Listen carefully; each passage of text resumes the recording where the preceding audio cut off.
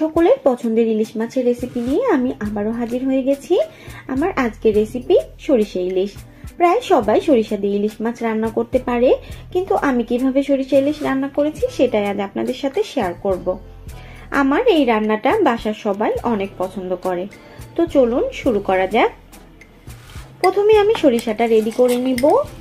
সেই জন্য আমি 2 চামচ সাদা সরিষা আর 2 চামচ লাল সরিষা নিয়েছি। প্রায় 30 মিনিট সরিষাগুলো ধুয়ে ভিজিয়ে রেখেছিলাম। 2টা কাঁচামরিচ আর সামান্য পরিমাণ লবণ দিয়ে সরিষাগুলো এখন পেস্ট করে নিব। লবণ আর কাঁচামরিচ দিয়ে সরিষা ব্লেন্ড করলে সরিষা পেস্ট তিতা হয় না। আপনারা চাইলে পাটাতেও বেটে নিতে পারবেন। এখন একটা প্যানে দিয়ে দিলাম পরিমাণ মতো সরিষার তেল। তেল হালকা গরম হয়ে গেলে দিয়ে দিচ্ছি সামান্য পরিমাণের কালিজিরা।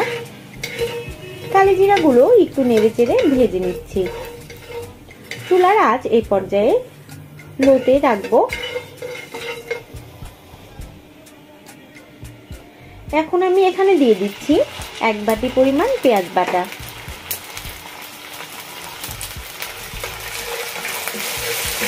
পেঁয়াজগুলোকে খুব ভালোভাবে কষিয়ে নিব।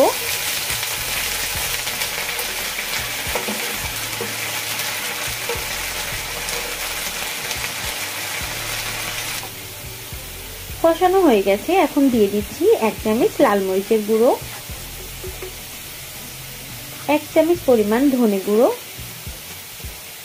আর সামান্য পরিমাণ লবণ।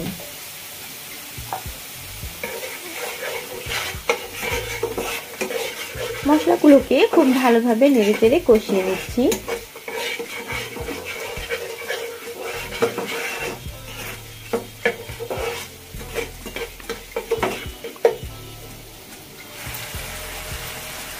এখন আমি দিয়ে দিলাম সামান্য পরিমাণে হলুদ গুঁড়ো।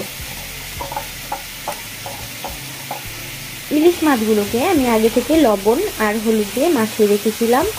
এই জন্য আপনারা লবণ দেওয়ার সময় অবশ্যই একটু বুঝে দিবেন। মাছগুলোকে এখন আমি কড়াইয়ে এক এক করে ছেড়ে দিচ্ছি।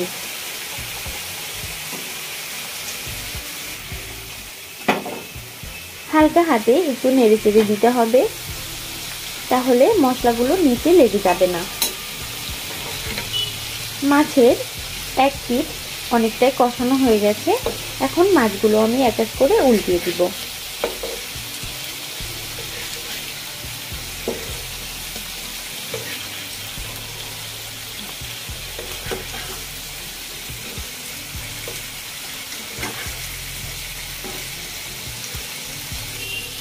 মাছগুলো কষানো হয়ে গেছে।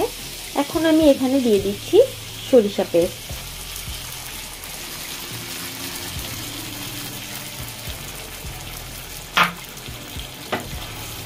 কড়াইটা একটু নাড়িয়ে দিচ্ছি।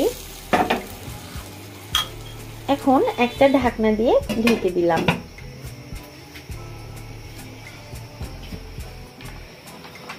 প্রায় 2-3 মিনিট পর ঢাকনা খুলে মাছগুলো আবার উল্টিয়ে দিব। দেখুন মাছগুলো থেকে অনেকটাই পানি ছেড়ে দিয়েছে। একটু আলতো করে মাছগুলো উল্টিয়ে দিতে হবে। তবে আপনারা চেষ্টা করবেন বড় কড়াইয়ে মাছগুলো রান্না করতে, তাহলে উল্টানো সুবিধা হবে আর মাছগুলো ভেঙে যাবে না।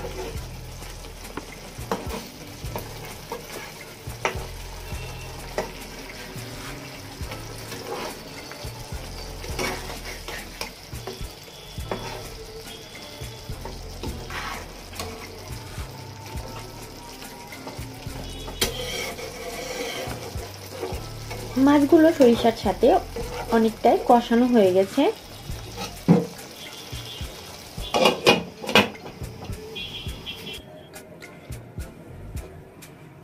এখানে ঢাকনা খুলে আমি প্রায় 1 কাপ পরিমাণ পানি অ্যাড করে দিয়েছিলাম মাছগুলো কষানোর পর, কিন্তু পানি দেওয়ার ভিডিওটা আমার স্কিপ হয়ে গেছে, সেই জন্য দুঃখিত।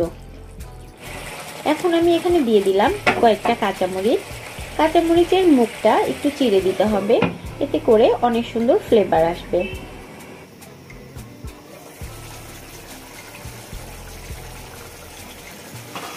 আমি ঢাকনাটা খুলে ফেলেছি। দেখুন মাছগুলো কি সুন্দর রান্না হয়ে গেছে। এখন চুলা থেকে নামিয়ে পরিবেশন করছি সরিষা ইলিশ। আর কথা বলতে পারছি না, আমার মুখে কিন্তু পানি চলে এসেছে। গরম গরম ভাত আর সরিষা দিয়ে ইলিশ মাছ, কার না পছন্দ বলুন। আশা করছি সবাই বাসায় ট্রাই করবেন আর আমাকে অবশ্যই জানাবেন কেমন লাগলো।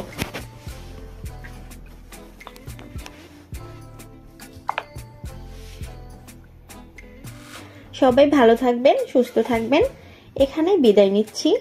আল্লাহ হাফেজ।